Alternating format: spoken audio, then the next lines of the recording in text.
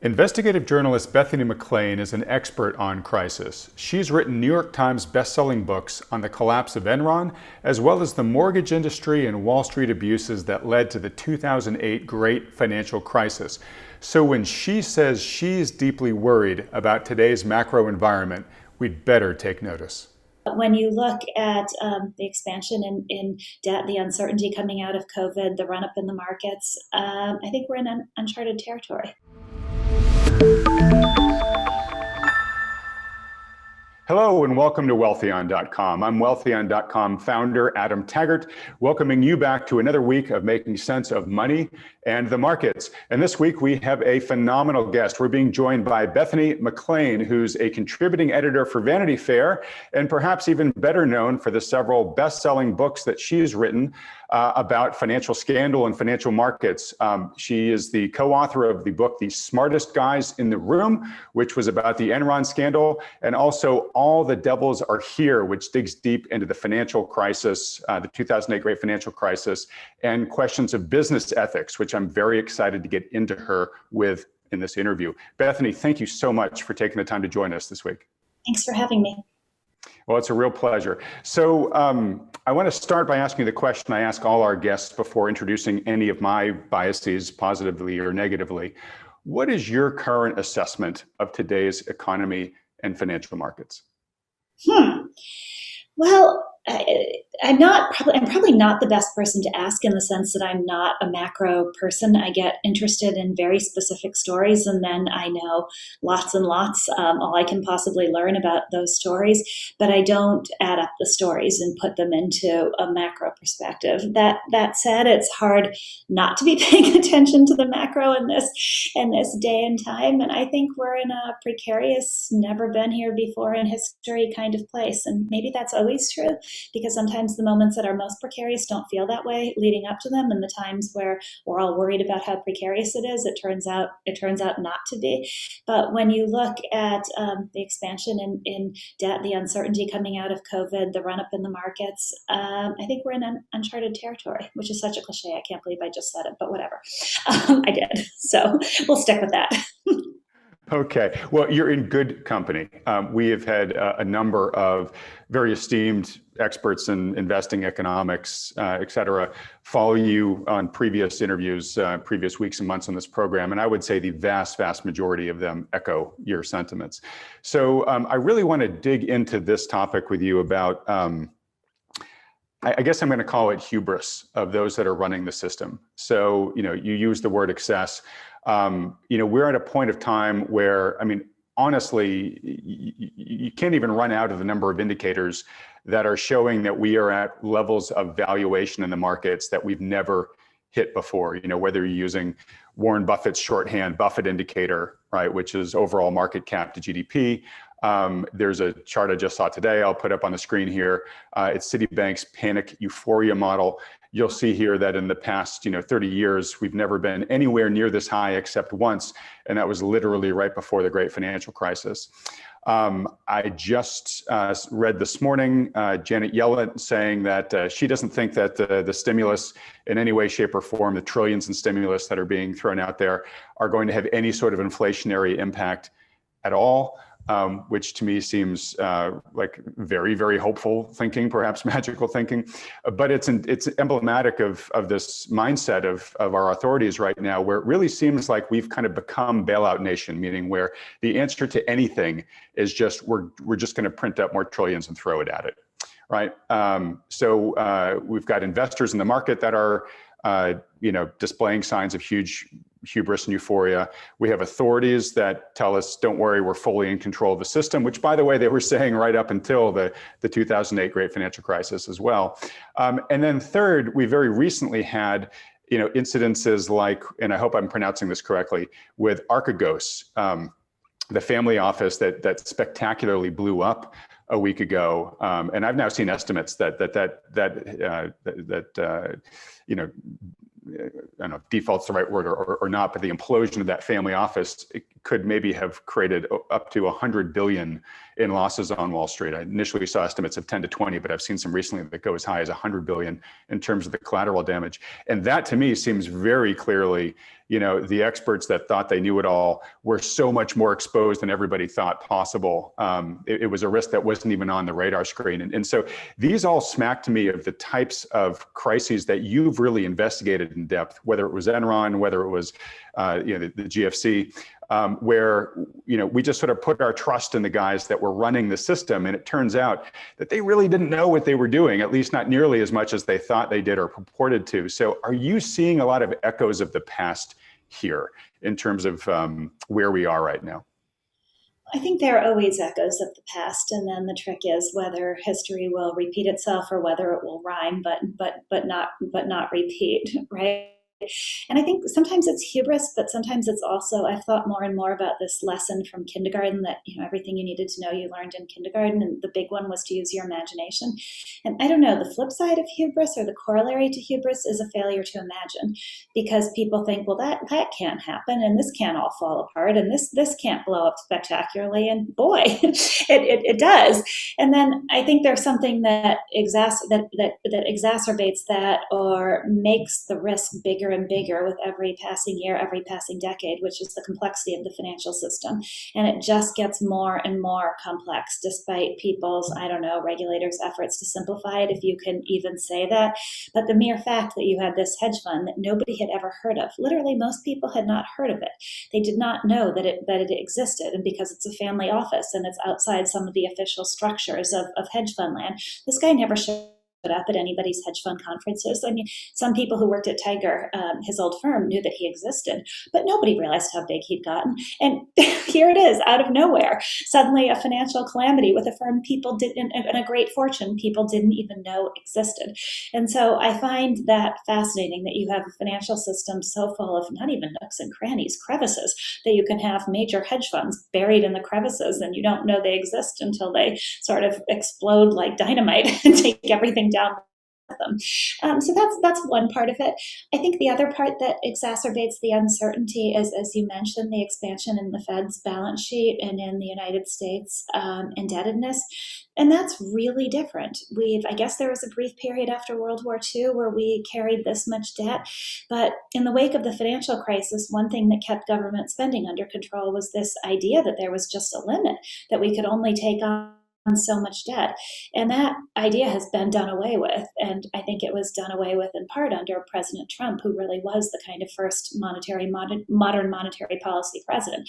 This idea that you can just spend and spend and spend. And so here we are. But the thing is, what people will say to me privately is that, well, there is a limit.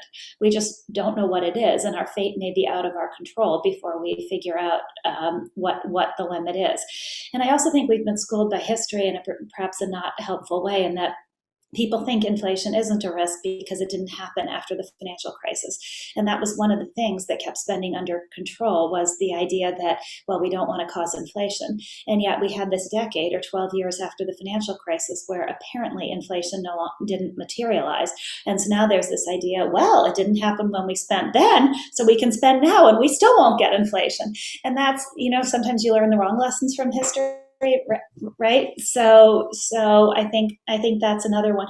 And then layered on top of this, I was just reading a piece this morning, and I don't know what to make of it, but it was a piece about owners, and I'm not a car person, so you have to forgive me, but it was owners of a different electric vehicle who posted favorably about their experiences with this car and have literally gotten death threats from Tesla fans.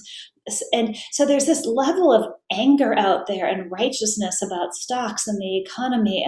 And that adds an element of it. There's a level of societal involvement and emotion in the market in certain stocks that also, I think, adds a wild card factor. Such a great recap. And there's several points I want to follow up on there. And why don't we just start with the last one first? So there really is a whole generation of investors now, to your point, right? Since the great financial crisis, we've had 12 years now of basically a stock market that's done nothing but go up, right? Yes, we had a sizable drop last year, but it was incredibly short-lived, the most short-lived in history, and we're at levels way above that now. So you have this generation of investors now who really, for everything they've seen in their investing career, is that the market is bulletproof, right? It just keeps going up, right? So they've developed these, belief systems, and many of them may almost be like, almost like a religion, like for those who follow Tesla or, the Wall Street Bets crowd, the Dave Portnoy crowd, right? There's this sort of belief that, hey, no matter what happens, you just buy the dip and everything works out better tomorrow. So I think there's a little bit of a generational not amnesia, but they just haven't taken the lumps that previous generations have. And so I think more and more of the investing populace just honestly doesn't believe that a major correction is a risk to worry about. And I think that is a huge risk in and of itself. You also mentioned that there's, this sort of maybe the wrong lesson was learned from 2008 because we quote unquote didn't get inflation. We certainly got asset price inflation in financial assets. And in many ways, I think people have looked at that as a good thing, at least if you own those financial assets, right? I do want to get a little bit later in this discussion with you to talk about inequality, because I know it's something that you touch on a fair amount in your work and care a lot about. And certainly that asset price inflation over the past 12 years has contributed greatly to the expansion of the wealth divide in this country. So even those that are benefiting from the system might not really worry about it. I think we've got a much bigger social issue that's brewing in the background here. So when you talked about, there are some limits out there, we just don't know exactly what they are. It may end up not being a market issue crisis that ends this. It might actually be a social crisis at some point. And then lastly, you talked about Trump really kind of, turning up the octane in terms of deficit spending. But it's funny because you go all the way back to, Cheney's famous quote that deficits don't matter. And, back then people were, raising issues about the deficit spending of the Bush W era. And now those deficits just look positively quaint compared to what we've done in the past. And I'm not making a partisan statement here. The deficits under Obama were terrible. The deficits under Trump, made them pale in comparison. And it looks like the deficits under Biden are going to make Trump look like small change too. So we seem to be just sort of careening down this path where all these trends that we've just talked about, I don't think add up to a good future here. So I know you tend to be more of a forensic analyst. You look at what happened and you really get into the details and you report back on why it happened.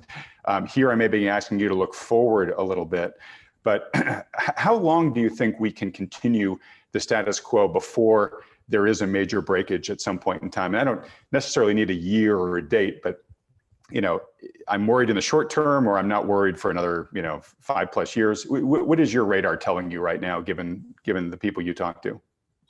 I'm always worried, but I would have been worried after the financial crisis that we had another leg down. I'm a worrier by nature, and I guess a little bit of a pessimist. And I remember, for context, I remember in the years after I wrote about Enron, when the financial crisis was brewing, and people would call me and say, this is going to be a disaster. And I thought to myself, no, it's not. I've seen my disaster. I've already covered the big disaster. I'm not going to get another one in my lifetime. It kind of sucks that it happened when I was so young. But, these things don't just keep happening. We've had our one big disaster. And so here I sit after the global financial crisis and after COVID hit us. And I think, these disasters just come like clockwork, and I'm for sure not done. So there's going to be another one. It just depends on when it is. But I don't, what's the great line? It's Keynes, isn't it? Or the world can stay crazy for longer than you can maintain your solvency. And I think there's that you can't predict when it's going to come to an end. These manias can last and last and last. But I honestly can't make a prediction about when it will end. But I think I can say that what will bring it to an end probably won't be what we all expect.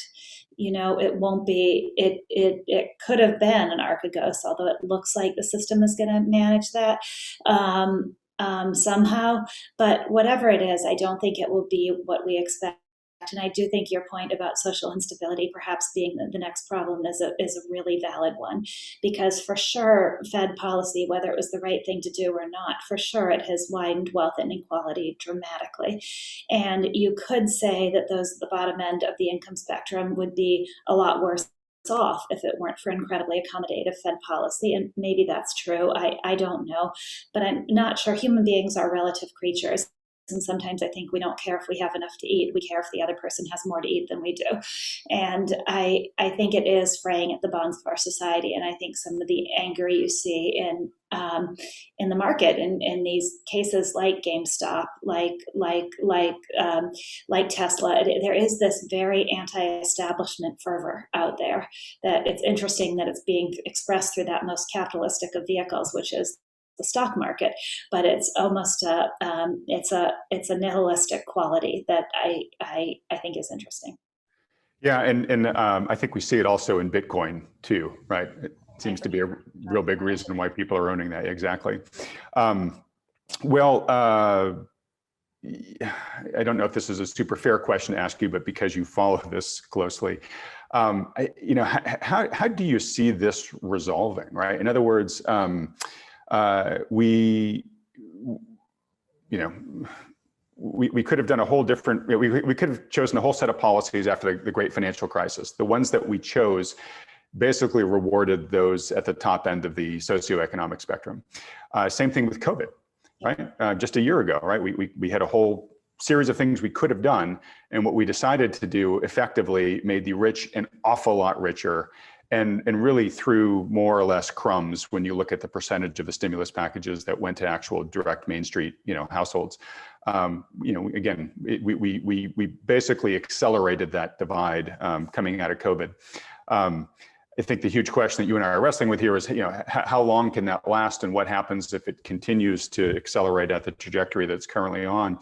Obviously, I think we can kind of look at some of the sort of, I don't know if we want to call them protests in the market, but the sort of little people versus Wall Street dynamics that you just listed. But we're also seeing this happen in the real world. With the Black Lives Matters protests last year, and I just think increasingly there is frustration and ire, particularly in younger generations, about feeling like their opportunities have been, really kneecapped by a lot of these policies. So, I guess my question to you is just, where do you see this headed? Yeah, I don't think anywhere good. And of course, the big question that hovers over all of this, since it has dramatically exacerbated wealth inequality and benefited those at the top of the spectrum, is it just incompetence, or was it deliberate? And I don't really know the answer to that. But I do think, when I think back to Enron and the collapse of that company, it was a dramatic moment and remains a dramatic moment, because it was the beginning of a kind of cynicism that instead of it just being Enron in and of itself, it started a kind of cynicism that, a big company can just go bankrupt, and the top executives could have made millions, and we can lose everything. And this company that was telling us that where we've worked and that our pension plans were going to carry us through to retirement, suddenly it can all go poof. And at least in the case of Enron, it was prosecuted, and so there was some sort of redemption, I guess.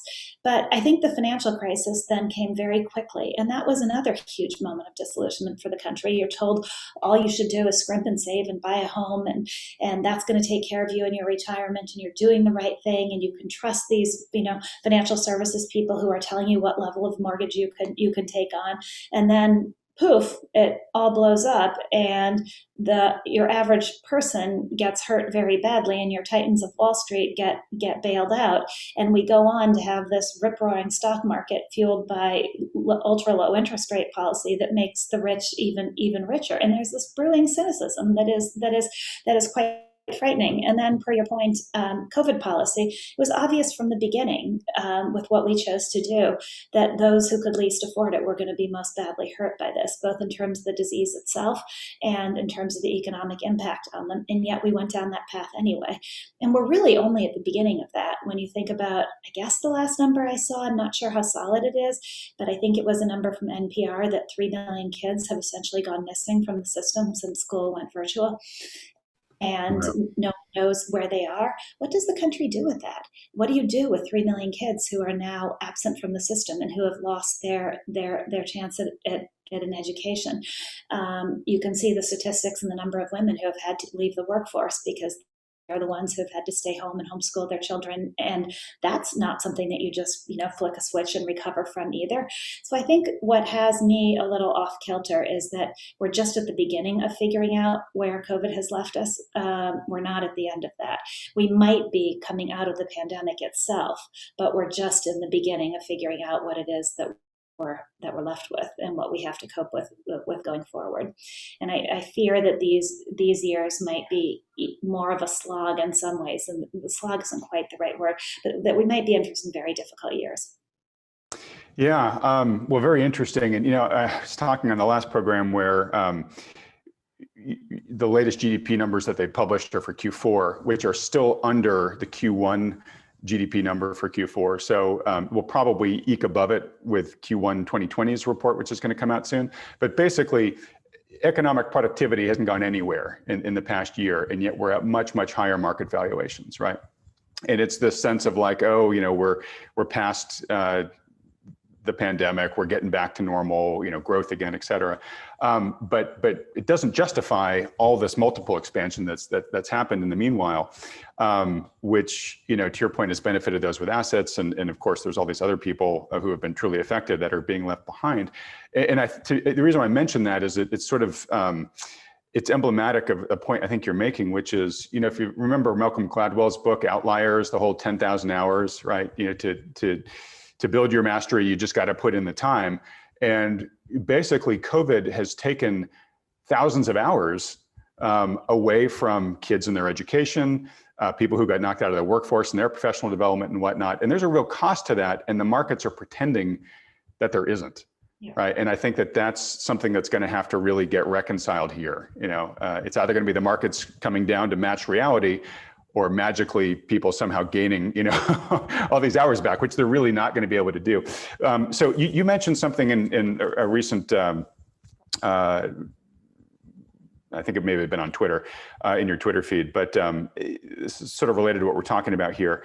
In some ways people are saying, the pandemic's actually had some great outcomes where now we can all work virtually and people can go move to lower cost geographies, and it basically is going to make the workforce a lot more fluid and have a lot more opportunities for people. And there certainly is some of that going on, but I think something that you were talking about as well but it's also a license for companies now to outsource jobs to wherever workers are.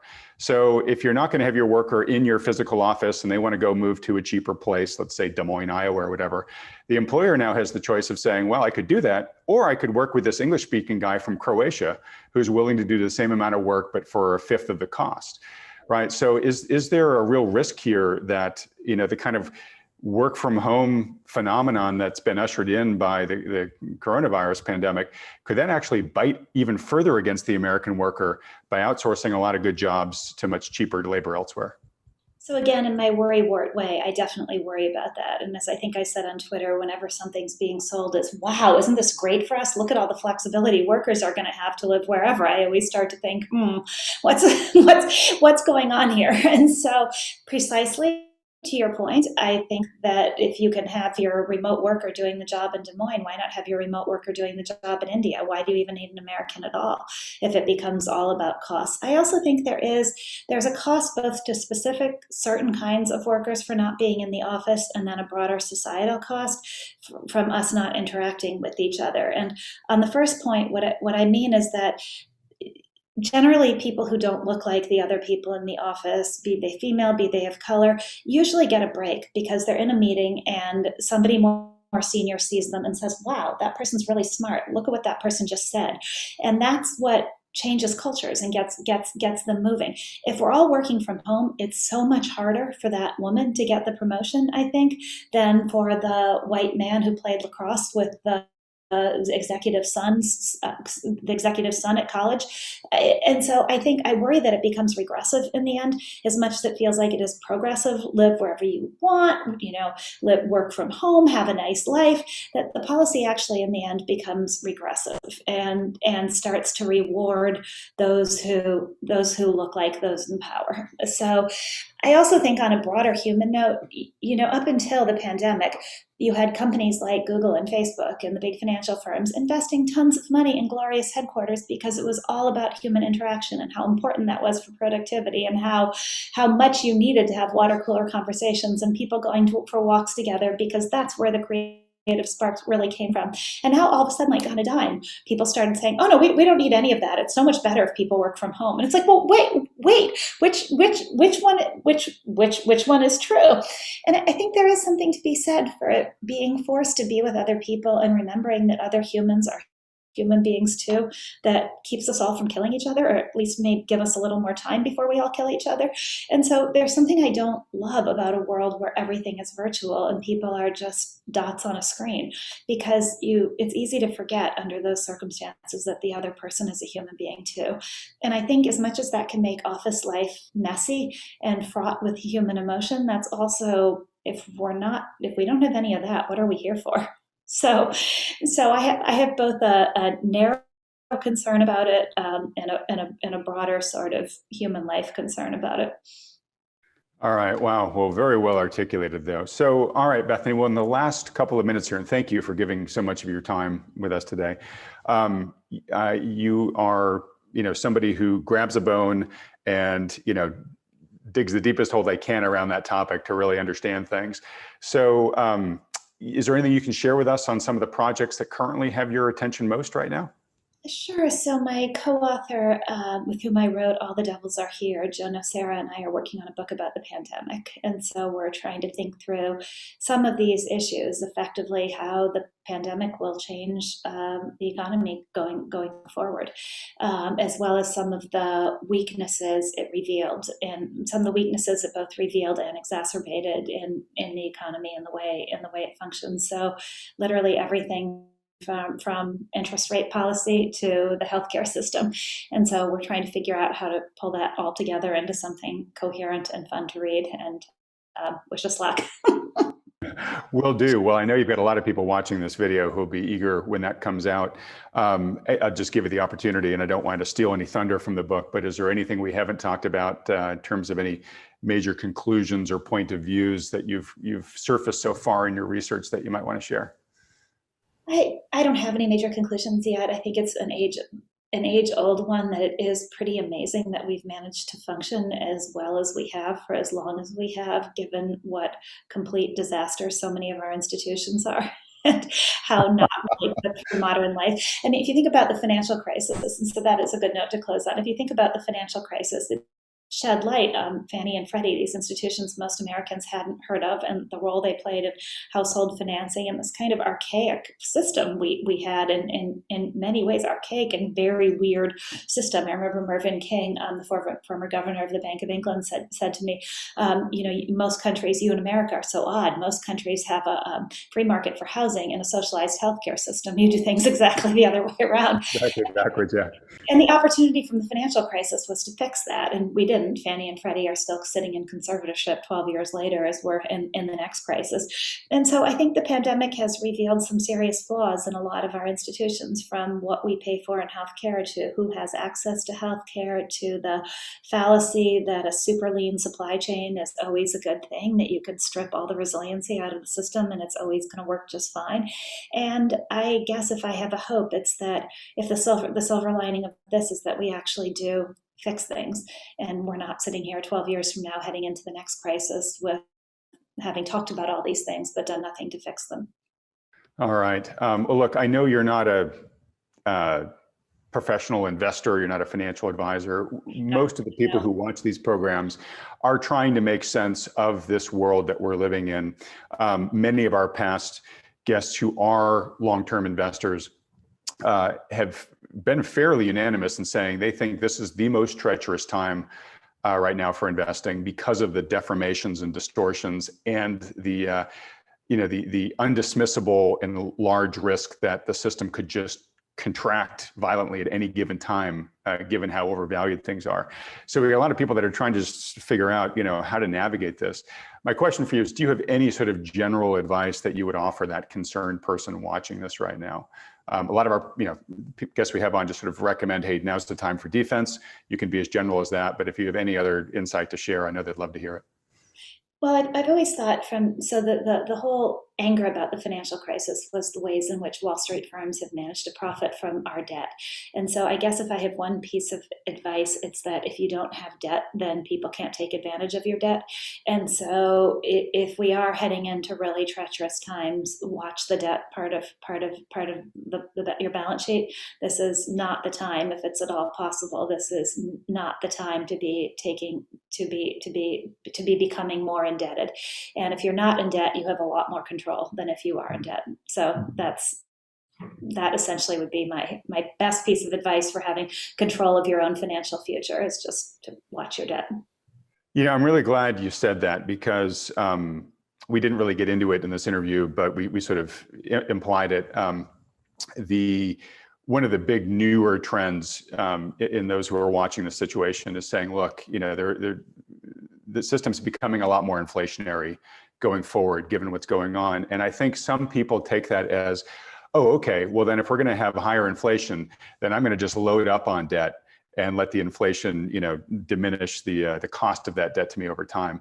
And you know what, that isn't, that works in theory. And that's if you only have sustained ongoing higher inflation. But as we've talked about several times in this program in the past, inflationary periods, they're punctuated at times with extreme bouts of deflation. And to Bethany's point, if you are holding a lot of debt during a deflationary period, it can be a stone cold killer. So I really appreciate you delivering that warning, Bethany. Well, thank you. You should take anything I say about financial advice with a grain of salt. But since you asked, I'll offer that up. Well, you are an expert on elements of the great financial crisis, so you know what taking excessive risks can do to people and to companies. All right. So with that, let's close, Bethany, just by this question, which is for people that have enjoyed this interview, excited to learn more about you and your work. Where should they go? Well, I am pretty silent these days because I'm working on a book, and so that is going to take a great deal of my time. So you should read my book when it comes out, I hope.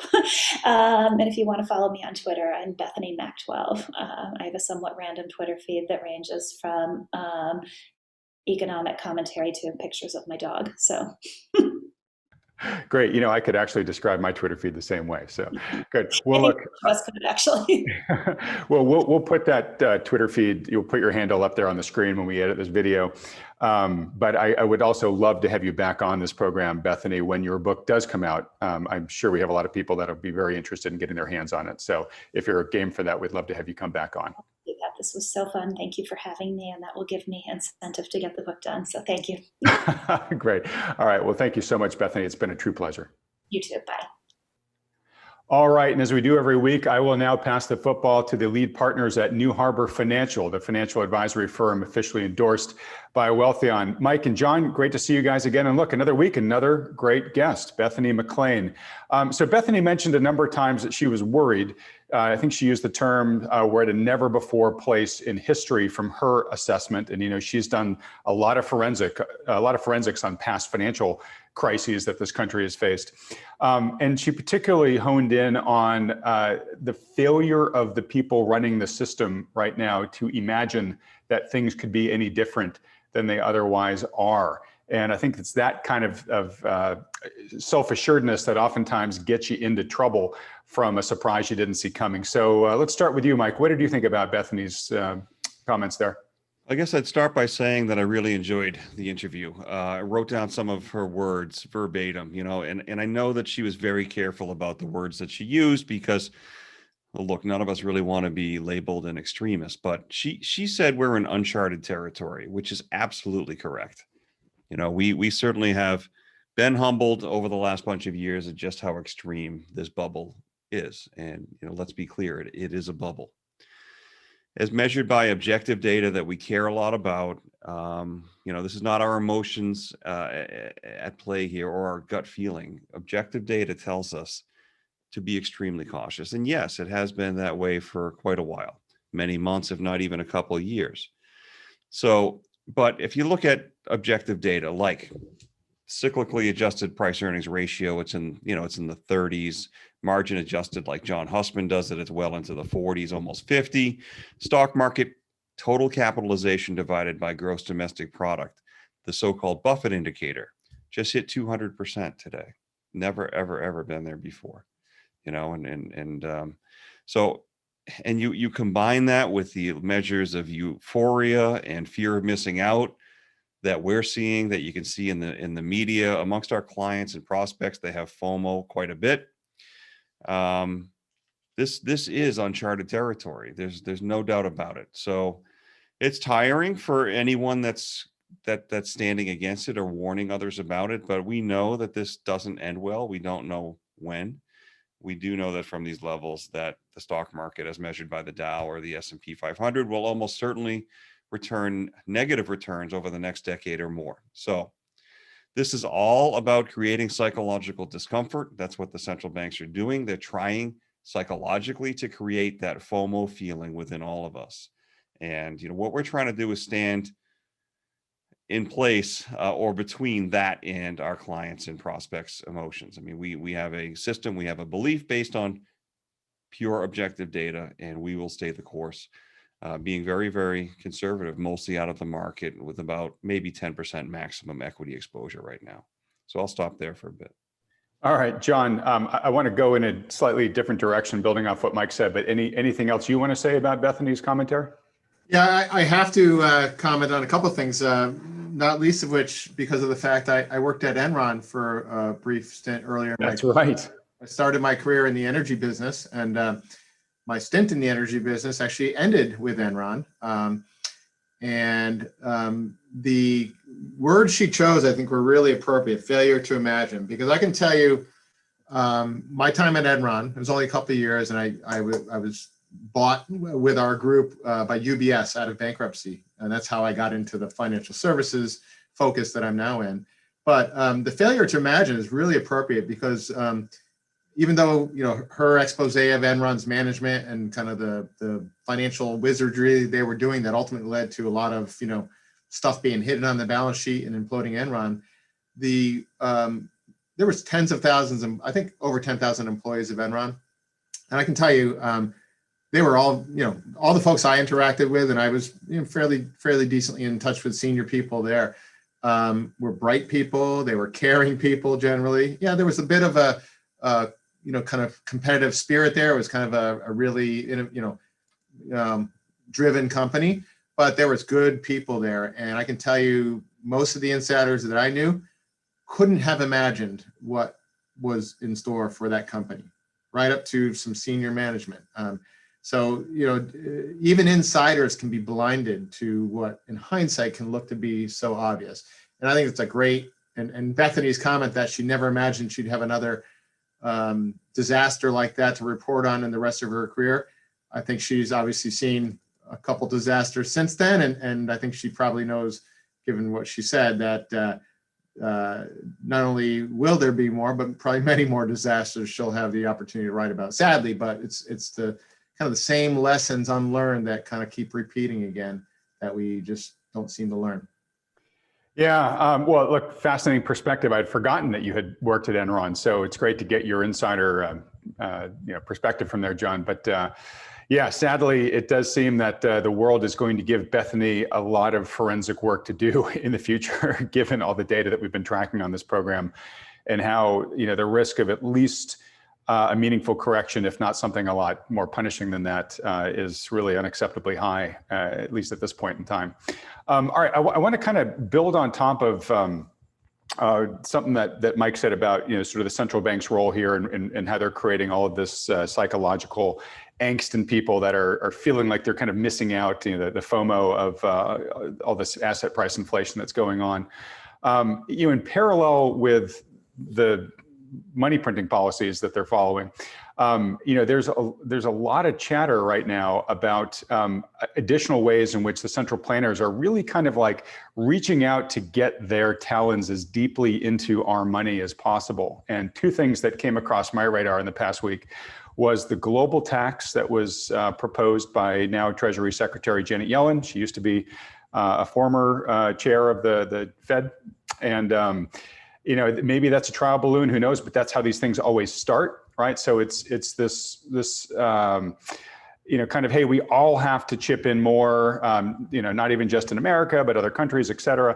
But that's going to come back to us and just having to justify additional taxes that we're going to have to pay. And by the way, with all of the stimulus, the fiscal stimulus that the Biden administration is doing, that is going to need to be, that debt is going to need to be serviced. And the way they're going to do that is by higher taxes. So I think there's a lot of initiatives out there like this global tax trial balloon, which are geared to just begin to get us ready for having to have more of our income going to the central authorities.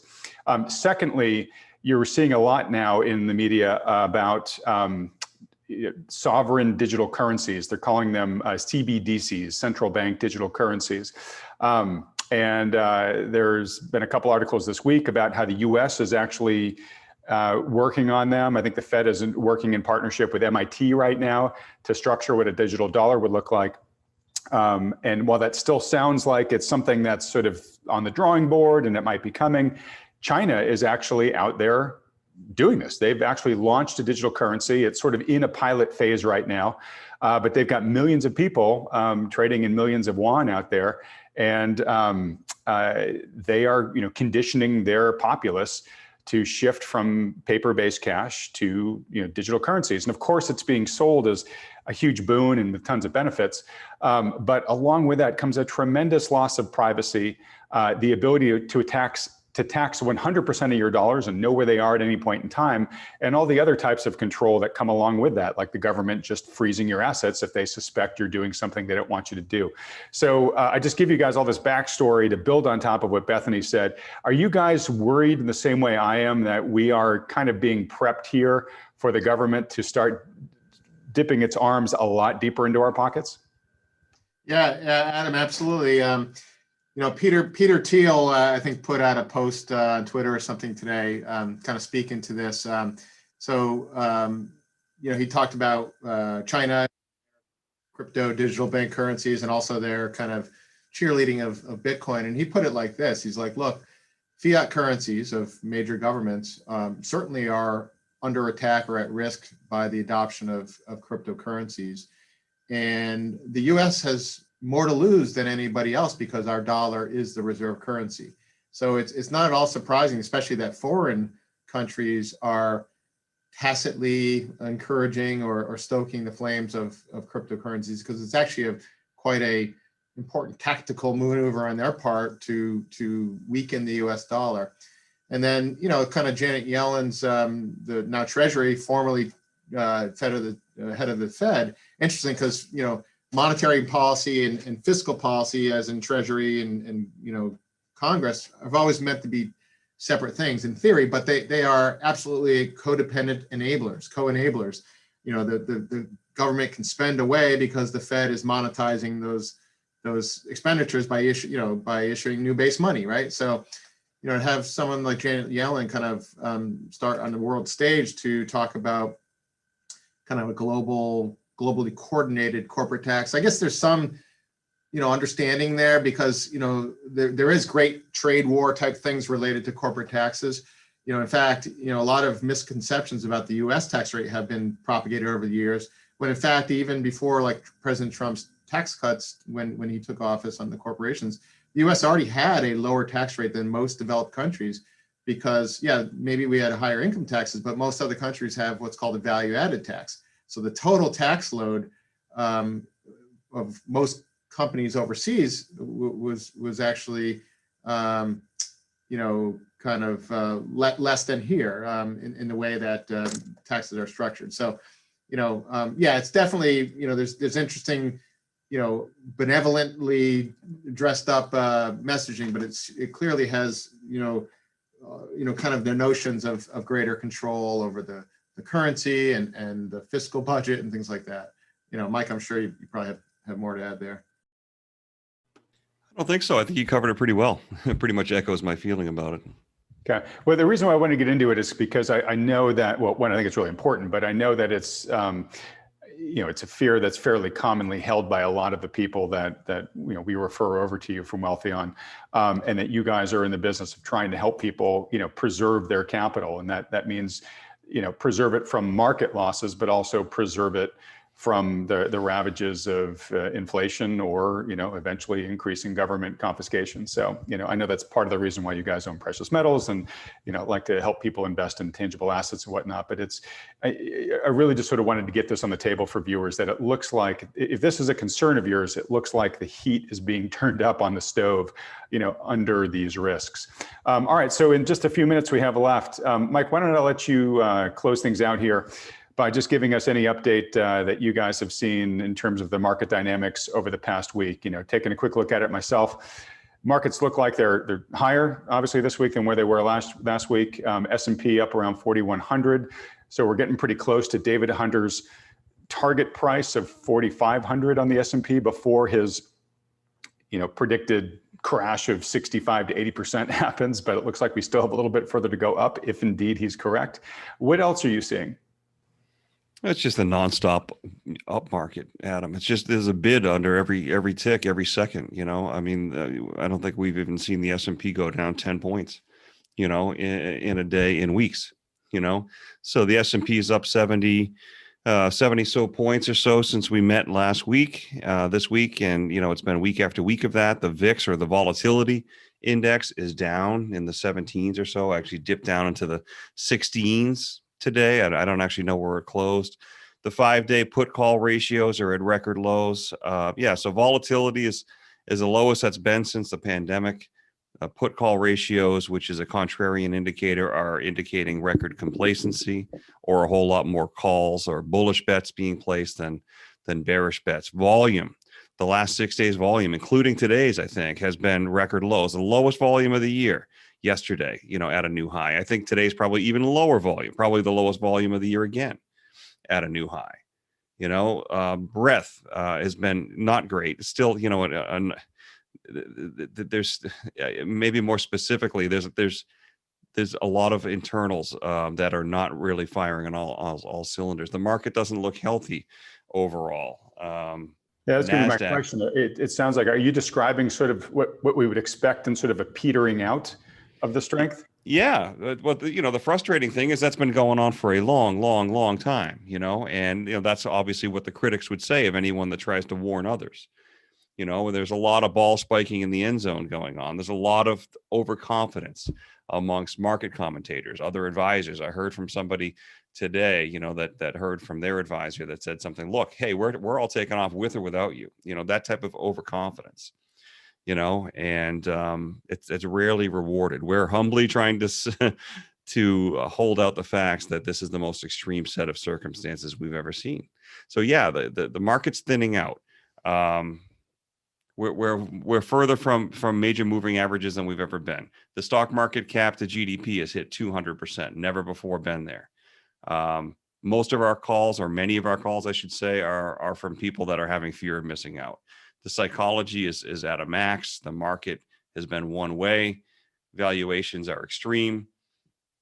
We don't know when it turns, Adam, but I don't think anyone's ever seen anything like this before. Like Bethany said in the beginning, it's Uncharted. So I talked to a few people today, I'm sure John did too, that they know the market can't keep going. Yet everyone thinks they can stay in just a little bit longer. That's at some point it's going to reverse and everyone's going to run for the door. Right. The majority. Adam, I'll just add a couple. I'll just add a couple of notes on markets. Interest rates were shooting up there pretty notably over the last several weeks. They have had quite a notable pullback.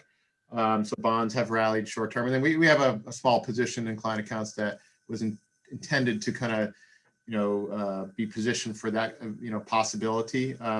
But also the dollar has U.S. dollar has hit some pretty important overhead resistance and has pulled back in a pretty notable way in the last handful of days.